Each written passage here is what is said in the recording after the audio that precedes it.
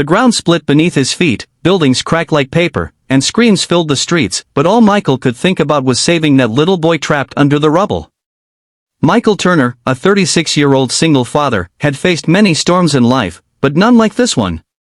It was supposed to be an ordinary morning in Los Angeles. He had dropped his 8-year-old daughter, Lily, at school and gone to work at the construction company where he had been employed for nearly a decade. But by noon, the earth itself decided to test him in ways he never imagined. The earthquake hit hard, 7.8 on the scale. Sirens wailed, glass shattered, and chaos erupted everywhere. As people ran for their lives, Michael saw a collapsed car near the office gate. Beneath it, a small boy was crying, trapped by debris. Without hesitation, Michael threw away his safety helmet and rushed toward him. He ignored the falling chunks of concrete, ignoring the shouts of his supervisor who yelled, "Michael, get back here!" But Michael couldn't. He remembered Lily, how scared she'd be if she were in that boy's place. He lifted the heavy slab with trembling arms, blood dripping from a cut on his forehead. It took every ounce of his strength, but he freed the boy and carried him to safety. Moments later, the office building behind him collapsed completely.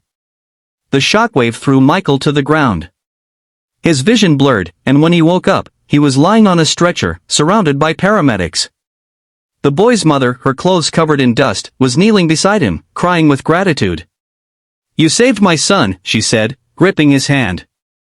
But before Michael could reply, everything faded into darkness. When he regained consciousness hours later in the hospital, he learned the worst news. His company had been destroyed.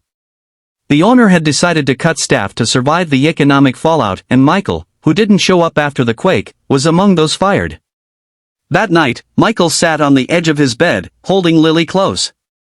His hands trembled as he whispered, "I don't know what we'll do, sweetheart. But I promise you we'll be okay." Lily looked up at him with innocent eyes. "Daddy, God saw what you did. He'll take care of us." Michael smiled weakly. He wanted to believe her.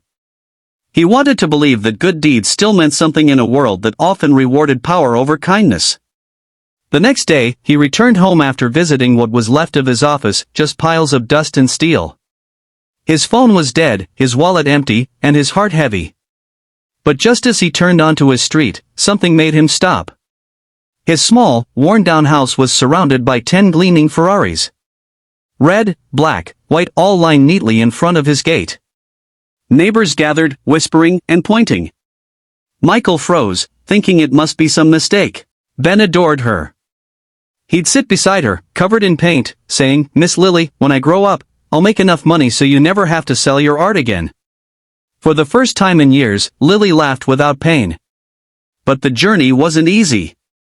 Her health began to worsen before the final round of treatment. Some days she couldn't even lift her brush.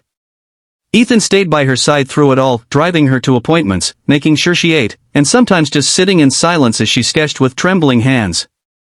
When she wanted to give up, Ethan would look her in the eye and say, "You paint hope, Lily. Don't stop living what you paint."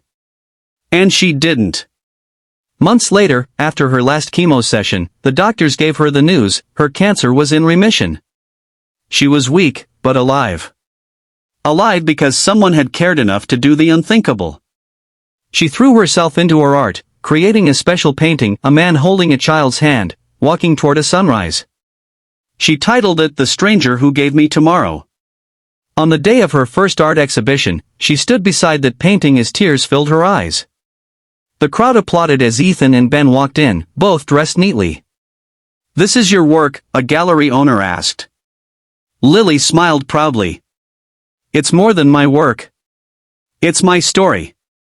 Because sometimes, one act of kindness can save not just a life, but a soul.